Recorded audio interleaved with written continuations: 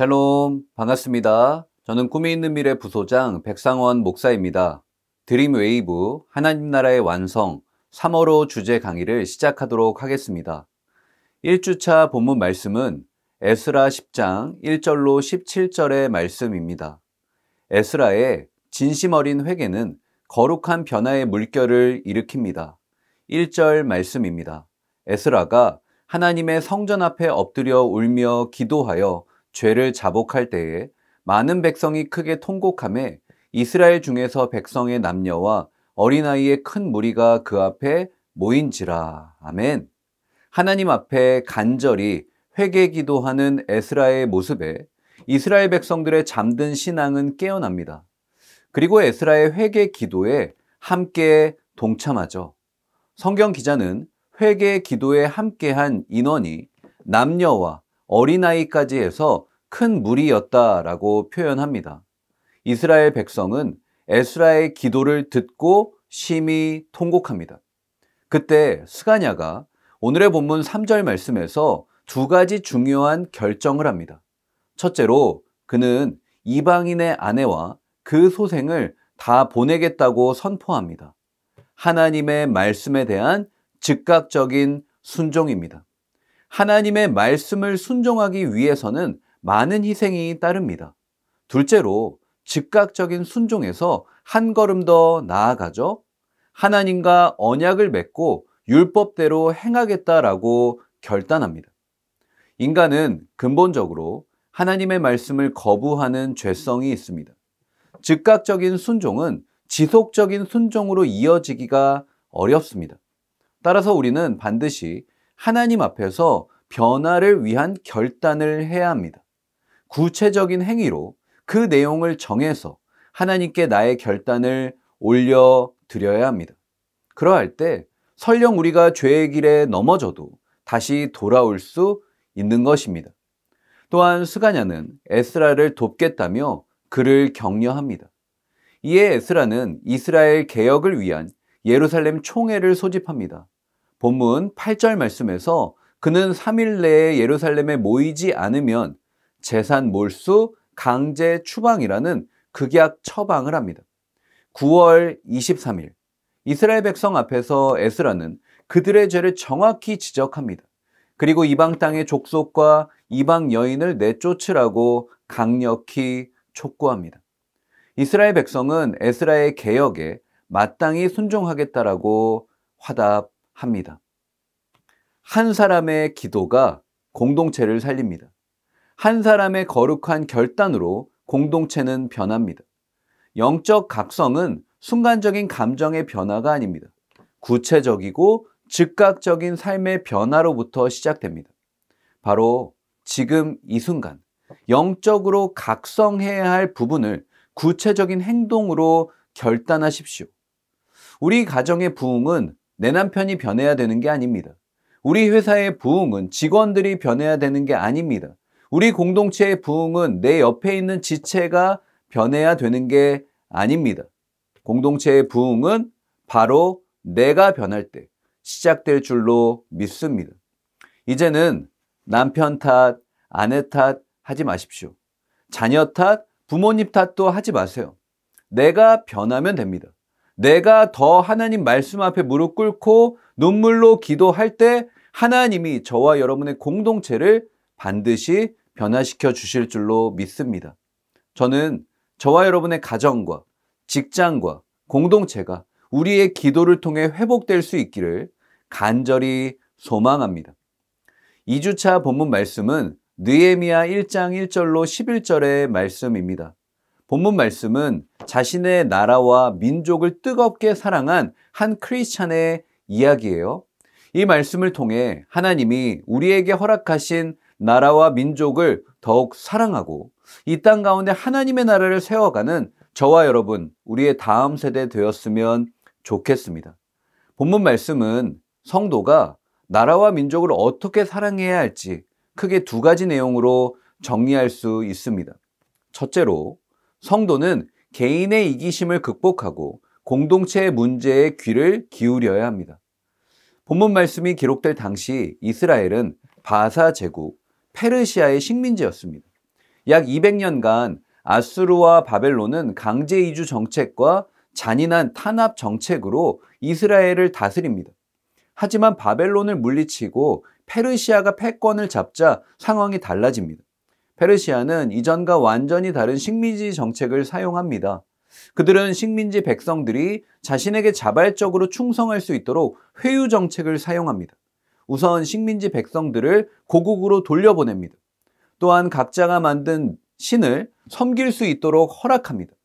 그래서 이때 당시 이스라엘 백성들은 3번에 걸쳐 예루살렘으로 돌아갈 수 있었습니다. 하지만 1절 하반절 말씀을 보면 느헤미야는 수산궁에 있었다고 성경은 기록합니다. 이 수산궁은 페르시아의 4대 왕궁 중에 하나예요. 느헤미야는 예루살렘으로 돌아가지 못하고 아직까지 페르시아에 있었던 것입니다. 왜냐하면 그는 본문 말씀 뒤에 있는 11절 말씀을 보니까 왕의 술관원이었기 때문입니다. 여러분, 술관원은 단순히 왕에게 술을 따르는 신하가 아니죠. 술관원은 왕이 마시는 술이 안전한지를 검사하고 왕이 그 술을 마실지 여부를 결정하는 사람이에요. 이때 당시 왕을 암살하기 위해 왕의 정적들은 왕이 마시는 술에 독국물을 타는 경우가 많았습니다. 그래서 왕은 언제나 술을 마시기에 앞서 술관원에게 이 술을 마셔보라고 합니다.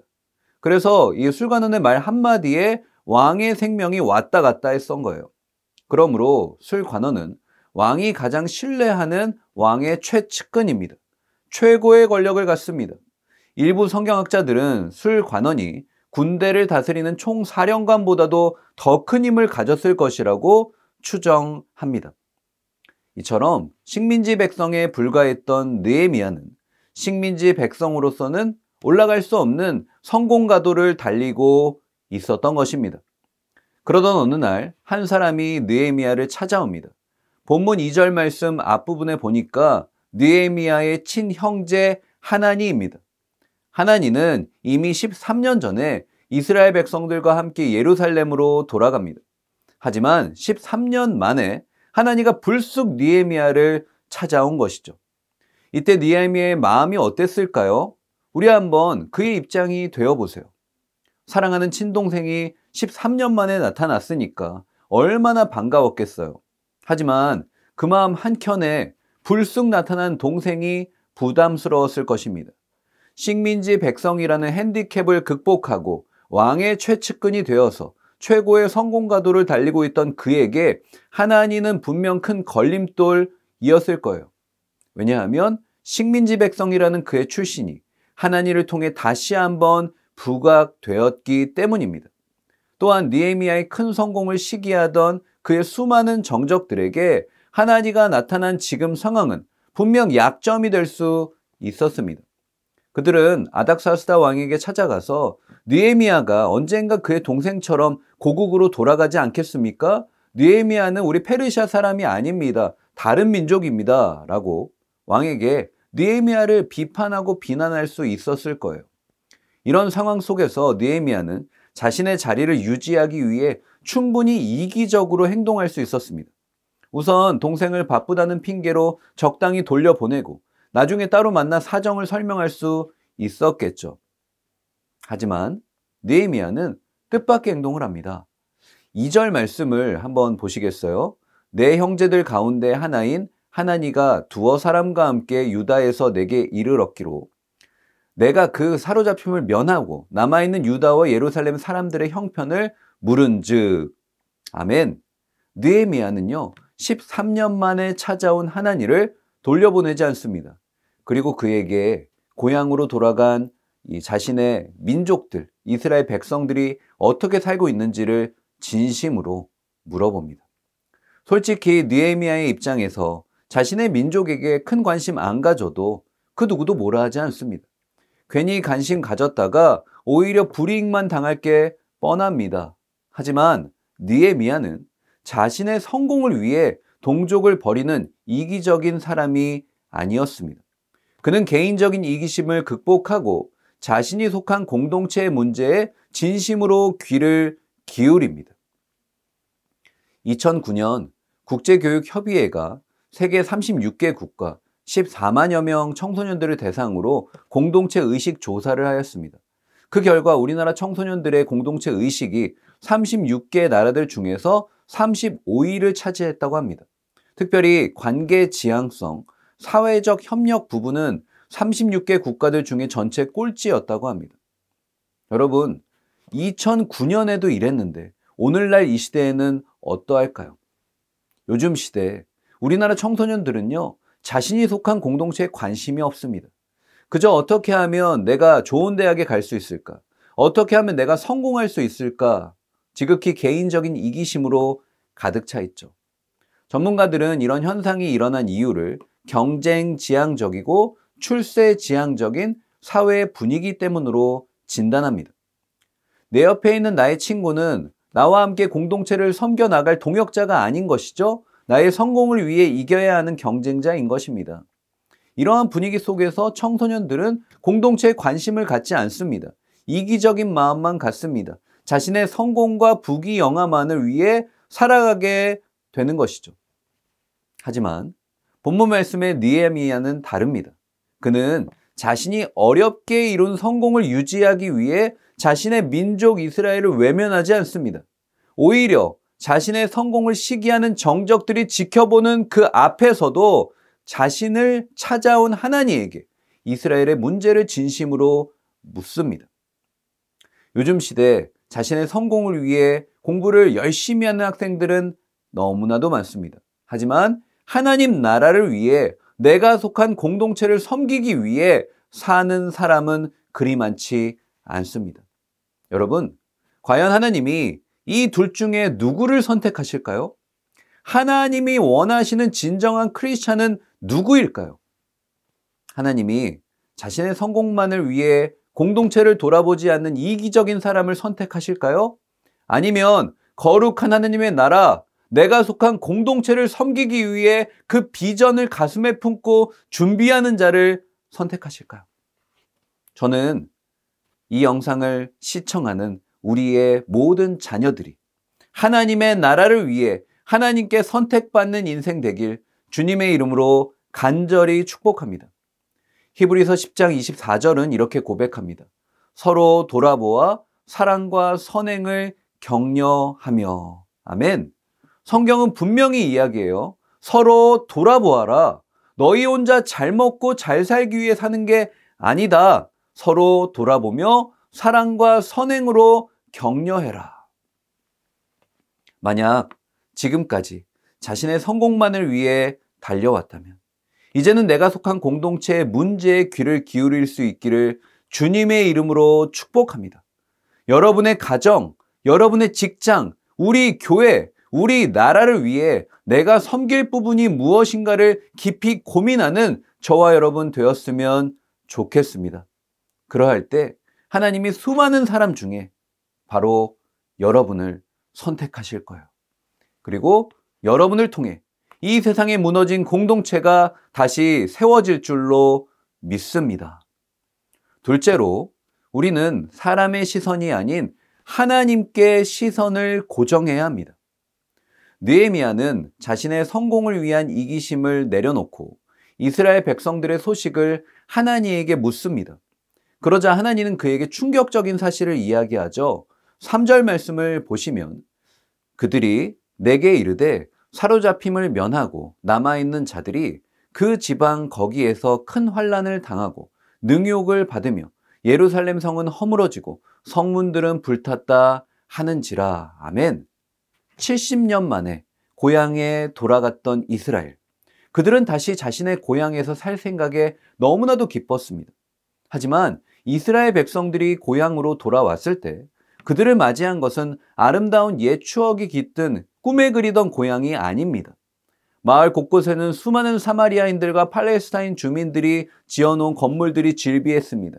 사마리아인들과 팔레스타인 주민들은 자신들의 고향을 되찾기 위해 돌아온 이스라엘 백성들을 공격합니다. 또한 이스라엘이 예루살렘의 성전을 건축하는 것도 강하게 반대했습니다. 그래서 예루살렘 성전 공사는요, 무려 17년 동안이나 중단이 되었어요.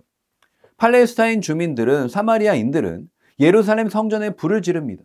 또한 성문과 성벽을 크게 훼손합니다. 성문이 부서지고 성벽이 무너지자 이를 틈타 여러 이방 민족들이 이스라엘을 공격하기 시작합니다. 그래서 이스라엘은 이방 민족의 칼날 앞에 무참히 쓰러집니다. 이처럼 기나긴 시간 뒤에 다시 돌아온 고향에서 이스라엘 백성들은 더욱 큰 고난과 시련을 맞이합니다. 이러한 사실은 하나님의 입을 통해 생생하게 느헤미야에게 전해집니다. 느헤미야는 이 사실을 듣고 큰 슬픔에 잠기죠. 그 슬픔이 얼마나 컸던지 4절 말씀을 보시면 그가 이 소식을 듣고 수일 동안 슬퍼했다라고 성경은 기록합니다. 아픔의 자리에서, 슬픔의 자리에서 느헤미야는 눈물로 통곡합니다. 하지만 느헤미야는 슬픔과 아픔의 자리에 계속 머물러 있지 않습니다. 그는 이스라엘의 아픔을 끌어안고 기도의 자리로 나갑니다. 그리고 하나님 앞에 금식합니다. 하나님께 간절히 기도합니다. 하나님께 시선을 고정합니다. 여러분, 느헤미야는 지금 어디에 있습니까? 지금 수산궁에 있습니다. 바사 제국 페르시아에 있습니다. 페르시아의 왕이 있는 곳이 바로 수산궁입니다. 왕궁에서 왕이 아닌 다른 신에게 기도하는 것은 정말 위험한 일이죠. 느헤미야를 시기하는 정적들은 분명 이것을 왕에게 문제 삼을 수 있습니다. 하지만 그는 어떠한 사람도 두려워하지 않습니다. 그는 아닥사스다 왕도 자신을 노리는 수많은 대적들도 결코 두렵지 않았습니다. 왜냐하면 기도의 자리로 나아간 그는 오직 하나님만을 두려워했기 때문입니다. 5절 상반절 말씀을 보시면 이르되 하늘의 하나님 여호와 크고 두려우신 하나님이여 라고 그는 고백을 하고 있는 것이죠. 하나님을 두려워하는 사람이 고난의 때에 기도의 자리로 나아갑니다.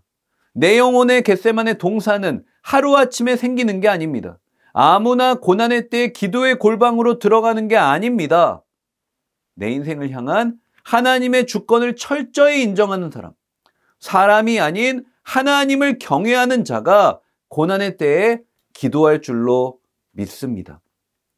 사랑하는 여러분, 우리 인생은 결코 기도보다 앞서갈 수 없습니다. 기도보다 더 큰 우리 인생의 문제는 없습니다. 기도의 깊이가 우리 신앙의 깊이입니다. 기도하는 만큼 하나님의 능력을 경험합니다. 기도하는 만큼 하나님의 사랑을 체험합니다.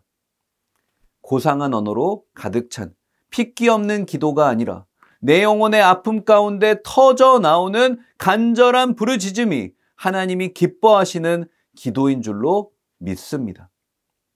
혹시 나의 삶에 이러한 간절한 기도가 사라졌다면, 나라와 민족의 문제를 위해 기도하던 나의 눈물이 어느새 다 말라버렸다면, 저는 이 시간 여러분을 도전하기 원합니다. 사람들의 시선이 아닌 하나님의 시선을 두려워하십시오. 그러한 믿음의 사람이 되시기를 주님의 이름으로 간절히 축복합니다.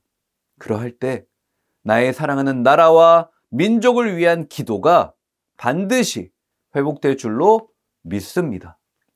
3주차 본문 말씀은 느헤미야 4장 7절로 23절의 말씀입니다. 느헤미야와 이스라엘 백성들이 성벽을 재건하고 있을 때 산발랏과 도비야도 역시 전략적으로 대응합니다. 전쟁의 기본 법칙은 군사의 수가 많고 좋은 무기를 가지고 있으면 승리하는 것이죠. 이러한 점에서 산발랏과 도비야는 전략가입니다. 그들은 아라비아, 암몬, 아스돗 사람들과 연합전선을 펼칩니다. 더 전략적으로 군사의 수를 증강하고요, 무기까지 업그레이드를 한 것이죠. 그렇다면 영적 전쟁을 승리하기 위한 성도의 전략은 무엇일까요? 9절 상반절 말씀을 보십시오. 우리가 우리 하나님께 기도하며, 우리가 우리 하나님께 기도하며. 영적 전쟁을 승리하기 위한 최고의 전략은 바로 기도입니다. 이것은 이스라엘 최고의 용사 다윗 역시 마찬가지였습니다. 그는 이방 민족과의 전쟁에서 항상 하나님께 먼저 기도합니다. 역대상 14장 14절 상반절 말씀을 보시면 다윗이 또 하나님께 묻자온대. 다윗은요, 블레셋의 공격 앞에서 신속하게 군대를 모으지 않습니다. 여러 전쟁 전문가들을 불러서 대비책을 찾고 전략을 짠 게 아닙니다. 또한 강대국들의 지원을 받으려고 사신을 보내지도 않습니다. 성경은 이렇게 이야기하죠. 다윗이 또 하나님께 묻자온대. 다윗은 이것이 영적 싸움이라는 것을 잘 알고 있었습니다. 그래서 그는 다른 것을 다 제쳐두고 먼저 하나님께 기도합니다. 특별히 또라는 부사에 집중해야 합니다. 성경은 다윗이 기도를 한 것은 이전부터 지속이 되어 온 매우 반복적이고 습관적인 행동이라고 강조합니다. 다윗은 블레셋의 공격 앞에서 이 급박한 상황을 어떻게든 피하기 위해 기도한 게 아닙니다. 그는 늘 하던 대로 정해진 시간, 정해진 장소에서 하나님께 기도합니다. 다윗은 그의 인생의 숱한 시련 속에서 어떤 상황에 처하든 그가 취한 행동은 오직 하나입니다. 그것은 바로 하나님께 기도하는 것이죠. 이러한 모습은 다윗뿐 아니라 우리 예수님도 마찬가지십니다. 성경을 살펴보세요. 예수님은 아무리 바쁘셔도 하루의 마무리를 항상 기도로 마치십니다. 심지어 로마 병정들이 예수님을 잡으러 찾아오는 그 순간에도 예수님은 습관을 따라 겟세마네 동산에서 하나님께 기도를 하세요. 그러했기에 예수님은 기도의 능력으로 자신에게 주어진 모든 영적 전쟁을 승리하실 수 있었습니다. 이처럼 하나님께 기도하는 것이야말로 영적 싸움의 유일한 승리의 비결인 줄로 믿습니다. 우리의 삶에도 치열한 영적 전쟁이 펼쳐집니다. 사단은 나의 연약한 부분을 비집고 들어옵니다. 늘 끊임없이 공격합니다. 이때 사탄의 전략을 파악해야 돼요. 사탄의 전략은 나의 연약함을 집중 공략하는 것이죠. 나의 연약한 부분을 비집고 들어와 끊임없이 계속해서 공격합니다. 사탄은 무조건적인 성공에 목을 매는 성공지상주의를 비집고 들어옵니다. 또한 누군가에게는 많은 돈을 벌어야지만 행복하다라는 물질 만능주의일 수도 있고요. 또 누군가에게는 하나님보다 사람을 더 믿고 의지하는 왜곡된 인간관계의 집착일 수도 있습니다. 사랑하는 여러분, 사탄은 우리 인생의 연약한 부분을 향해 오늘도 계속해서 공격합니다.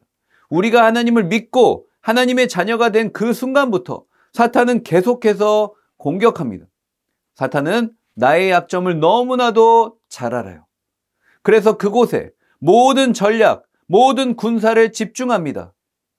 이것이 바로 우리 인생에 일어나는 영적 싸움이죠. 이때 대부분의 사람들은 크게 당황합니다. 그래서 하나님이 아닌 주변의 사람들을 의지합니다.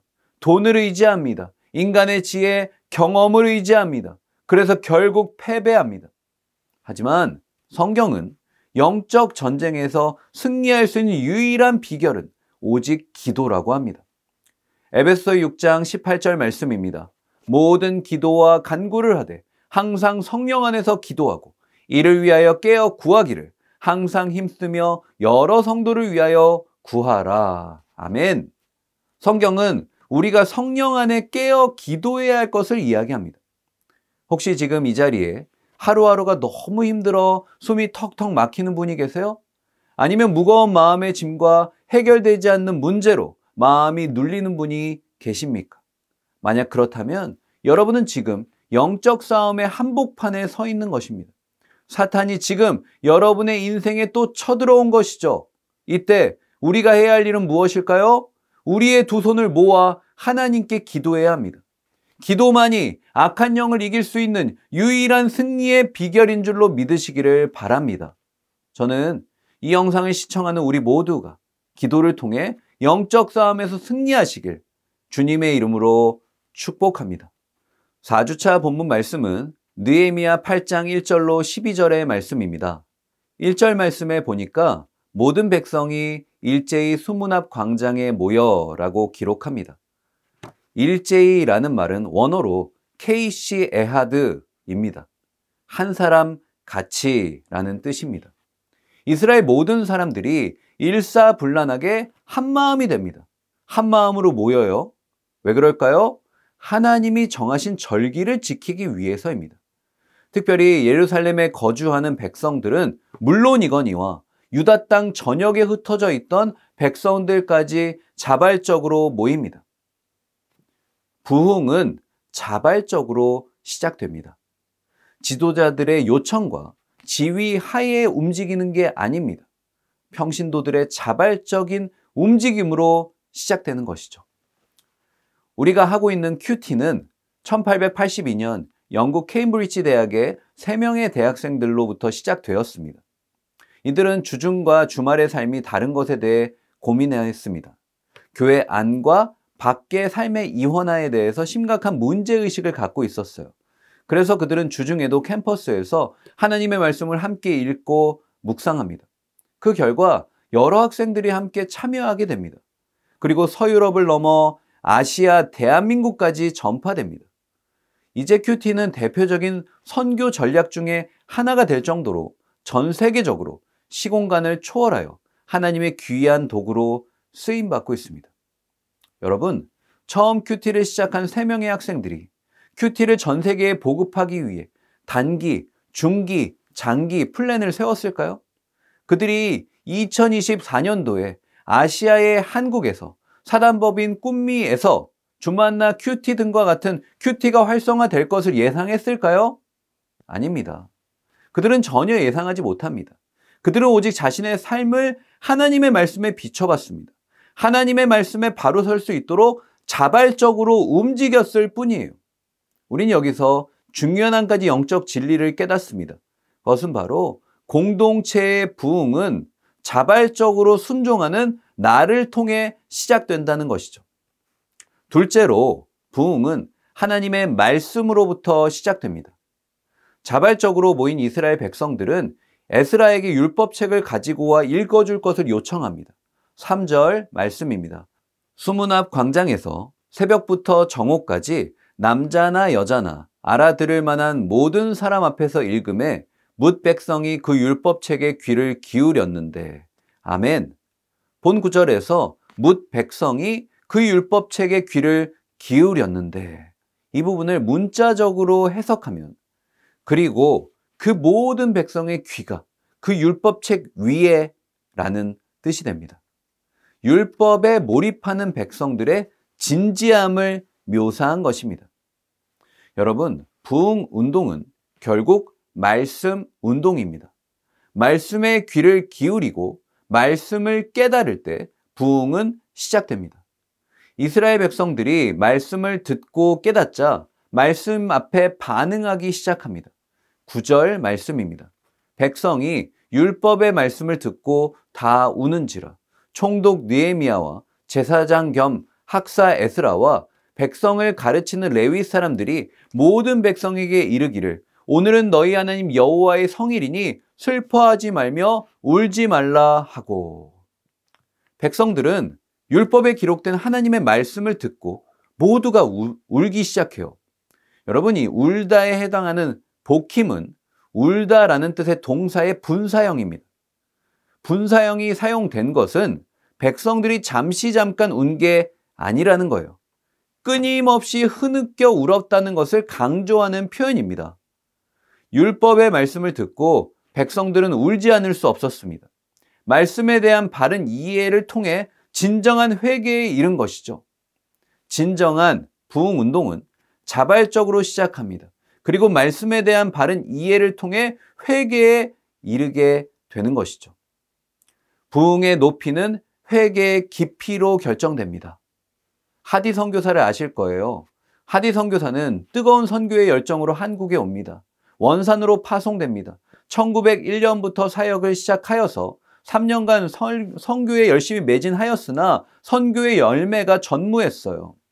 하디 선교사는 실망스럽다, 힘들다라는 표현을 많이 했고 특히 한국과 한국 교회의 실망스러움을 표출했습니다. 그러던 중에 1903년 8월 그 원인을 자신의 교만과 강팍함에서 찾게 되죠. 그리고 선교사들 앞에서 죄를 고백합니다. 이후에는 한국인들 앞에서 낱낱이 고백하고 눈물로 참회하고 회개합니다. 이러한 회개의 역사는 주변에 영향을 미치기 시작합니다. 이렇게 강력하게 시작된 부흥 운동은 강력한 회개 운동으로 발전하고요. 원산 부흥운동뿐만 아니라 평양 대부흥운동의 불씨가 돼요. 바라기는 하디 선교사가 경험한 회복, 부흥, 이 놀라운 역사가 오늘 회개를 통해 저와 여러분의 심령과 우리 가정과 다음 세대에 넘쳐나기를 주님의 이름으로 축복합니다. 5주차 본문 말씀은 느헤미야 9장 23절로 38절의 말씀입니다. 오늘의 이 본문 말씀은 이스라엘의 반성문입니다. 발신자는 레위인이고 수치인은 하나님이세요. 그런데 여러분, 이 반성문은 이 맹탕 반성문이 아니에요. 마치 법률 전문가가 쓴 것처럼 완벽합니다. 잘 짜여진 구성과 진정성 있는 내용이 인상적입니다. 저는 이 이스라엘의 반성문이 저와 여러분에게 가장 좋은 매뉴얼이라고 생각하는데요. 이스라엘의 반성문은요, 하나님의 거룩한 성호로부터 시작합니다. 32절 상반절을 보세요. 우리 하나님이여 라고 고백합니다. 우리 하나님이라는 표현은 다른 누가 아닌 바로 우리 이스라엘의 하나님이라는 뜻입니다. 이 표현은 하나님의 언약 백성 이스라엘만의 고유한 표현이죠. 나는 내 하나님이 되고 너는 내 백성이 될 것이라는 하나님과 맺은 언약을 강조하는 거예요. 또한 32절 말씀에서 광대하시고 능하시고 두려우시며 언약과 인자하심을 지키시는 하나님이여 라고 기록합니다. 광대한 우주만 다스리시는 우리와 저 멀리 동떨어진 하나님이 아니라 나와 언약을 맺고 그 언약을 신실하게 지키시는 언약의 하나님이라는 거죠. 이처럼 이스라엘의 반성문은 하나님과의 언약으로부터 시작합니다. 여러분, 이것은 너무나도 중요합니다.